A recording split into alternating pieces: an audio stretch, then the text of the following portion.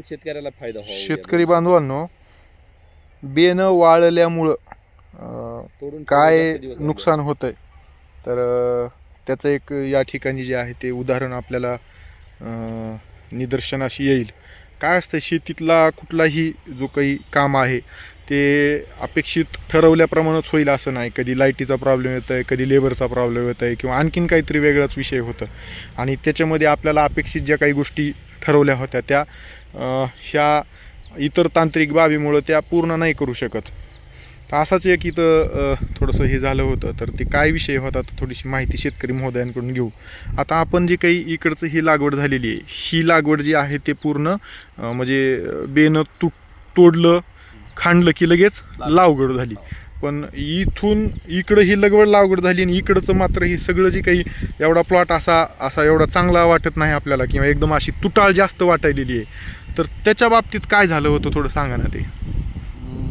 आम्ही एक दुसरा आमचा प्लॉट होता, हां हां, त्याची लागवड चालू असली, हो, बेनं शिल्लक राहिलं. बरं, एक 4-8 दिवस आमचं बेनं शिल्लक राहिलं आणि रान हे व्यवस्थित नसल्यामुळं हां हां, त्याला 8 दिवस वेळ गेला बेण्याला. रान तयार करायला वेळ गेला. हां हां, त्यामुळं ती बेनं शिल्लक राहिलेलं बेनं या साईडला लागवड केली. होय होय होय, तोडून ताजं बेनं 1-2-3 दिवसाला लागवड या साईडला गेली. तर ओके, दोन्हीमध्ये डिफरन्स एक एवढा मोठा तफावत फरक. म्हणजे हां, 100 नाही 101% सांगतो की तफावत आहेच. बरोबर आहे. आणि याला वाढ आणि फुटव्यांची संख्या जास्त आहे बरोबर. जर लवकर लागवड केली तर. होय, आणि बेण्याला वाळविल्यानंतर उशीर झाल्याच्या नंतर हां, फुटवा बी कमी आणि त्याचा कोंब म्हणजे असा जोमदार कोंब जोमदार नाही. हां, असं नाही, असं एकदम थोडंसं हे झालं, कोंबडीचा कोमरल्यासारखंच आहे थोडंसं. एवढी ताकदबाज ताकद त्याच्यामध्ये नाही. ही नाही आहे. तर शेतकरी बांधवांनो, अत्यंत महत्त्वाचा विषय आहे. दुसरं एक आणखीन इथं एक ह्यांनी प्रयोग केला आहे बरं का.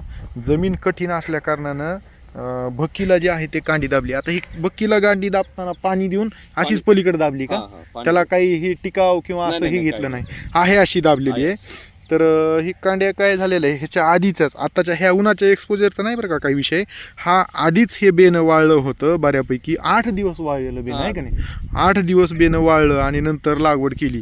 त्याच्यामुळे हे एवढी काही अशी काही समाधानकारक वाढ नाही. तिथं बघा तिथं किती तुटाळ झालेली आहे आणि उंची पण जी आहे ती बेण्याची आपल्याला ह्या वाळलेल्या बेण्याची लक्षात येईल. असा प्लॉट लई समाधानकारक दिसत नाही. आता त्याच्या बाजूलाच बघा, तर मी इकडं फिरवलं आहे नाही कॅमेरा, तर तिथं बघा उंची बघा, इथं लगेच लक्षात येते एकदम फास्ट ग्रोथ झालेली आहे. म्हणजे ताजं बेनं लावल्यामुळं किती फास्ट वाढ होती हा एक विषय आपल्याला या ठिकाणी लक्षात येईल. आणि तुटाळ जी म्हणतात ना, अजिबात सगळीकडे जर बघितलं ना तर तुटाळ ह्या ठिकाणी तिकडं जेवढी तुटाळ आहे तिकडं त्याच्या कम्पॅरेटिव्ह इथं अजिबात तुटाळ आपल्याला कसलीच दिसणार नाही. आणखीन थोडंसं मी इकडून येईन, आणखीन ह्या 2-4 सऱ्या. आता बघा, ही जी सरी आहे ही सगळी ताज्या बेण्याची आहे. त्याच्या पलीकडची सुद्धा ती दुसरी जी आहे ती पलीकडची ताज्या बेण्याची आहे. त्याच्या पलीकडची तिसरी तिकडं जर आपण बघितलं तर 8 दिवस बेनं वाळलेलं आहे. आणि ती सगळं हां ती सरी बरोबर आहे, तिथून पलीकडं सगळं जे आहे ते वाळलेलं बेनं लावलं होतं.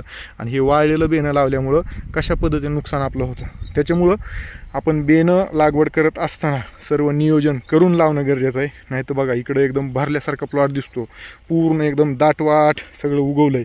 आणि त्याच कम्पॅरेटिव्ह इथून तिसऱ्या लाईनला जर आपण बघितलं तर हे सगळं इथून तिथून सगळ्या साऱ्या ज्या आहेत तर त्या बेनं व्यवस्थित उगून आलं नाही. आणि त्याच्या पुढं जाऊन जे आहे ते मोठ्या प्रमाणे तुटाळसुद्धा झालेली आहे.